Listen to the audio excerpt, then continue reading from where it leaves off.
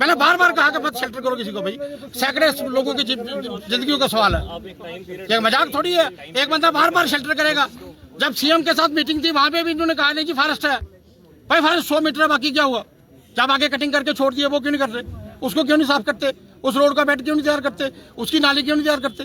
चलो ठीक है, सीमेंट बाकी मटेरियल नहीं जा रहा, कंक्रीट काम नहीं हो सकता तो अर्थवर्क भी नहीं हो सकता, सीमेंट भी चली जा सकता। हाँ, ये लोग जो अपने घर बना रहे हैं ये कैसे बना रहे हैं? अब एक मैकेनिज्म आप बनाओ रिड्रेसल का, अब मुझे बताओ। कोई रिड्रेसल होने का कोई चांस नहीं है, सब झूठ है, झूठ बोलते हैं, ये कुछ नहीं करते, सिर्फ टाइम दबा रहे हैं बस।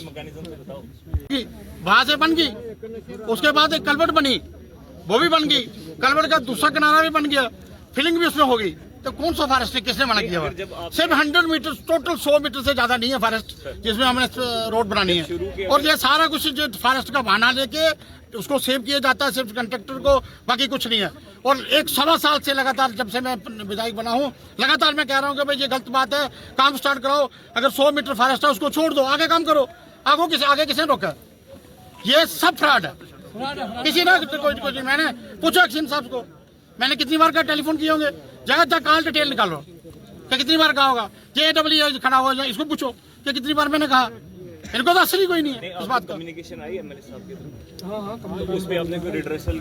ड्रामा ये हो रहा है कि लोगों को जहर दे रहे हैं। 30 घर जो है लोगों को PMAY के लोगों को रिकवरियां पड़ रही है, ये मजाक थोड़ी है। सर, 2.25 साल से ये सर हमारे नोटिस में ये आ जाइए बात, हम आपके पास भी एप्लीकेशन गई है, जब एप्लीकेशन ADC के पास वही कल आई थी कि हम रोड ब्लॉक करने लगे हैं इन्फॉर्मेशन के लिए।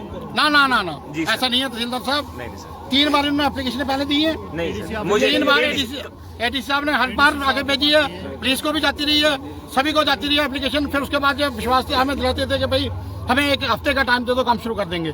हफ्ते के बाद 2 दिन का दो, ना वो 2 दिन आए ना वो हफ्ता। सर मैं आपको श्योर करता हूँ इस बार हम रिटर्न में लेंगे इनसे और हम फॉलो क्या करेंगे रिटर्न में लेके, क्योंकि सर रिस्पॉन्सिबिलिटी ये मजबूर है चले, एक्शन मजबूर है, करना पड़ेगा। मैंने कहा ना मजबूर है, मैंने ये कहा एक्शन मजबूर है।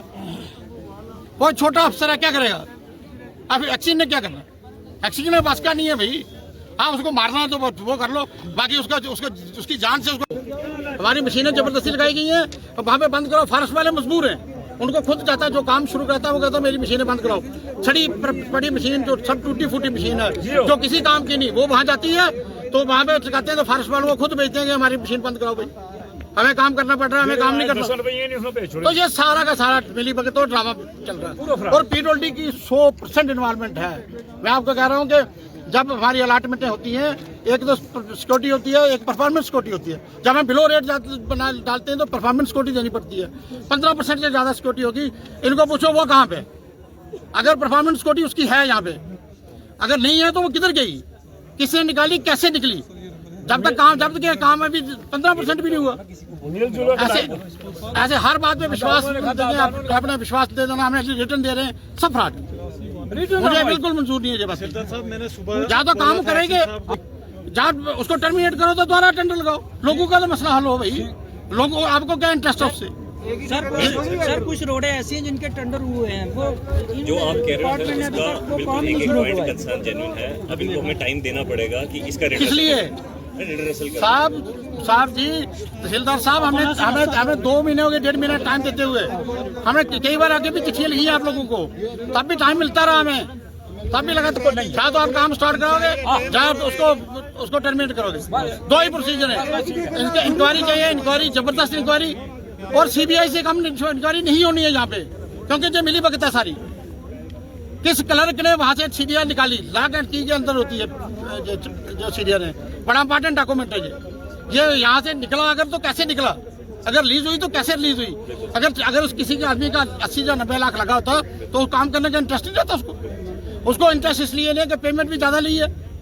मुझे लगता है कि 79 लाख उसने पेमेंट ले ली है, और पेमेंट लेने का पेमेंट भी एक्सेस ली है। और जहाँ पे ये कह रहे हैं कि फॉरेस्ट डिपार्टमेंट है, वहां से पेमेंट कैसे होगी भाई? अगर फॉरेस्ट डिपार्टमेंट है तो पेमेंट कैसे की, किसने की? उस तब फॉरेस्ट डिपार्टमेंट कहाँ था, तब काम कैसे हो गया? कोई फॉरेस्ट डिपार्टमेंट नहीं है वहाँ के, फॉरेस्ट है ही नहीं।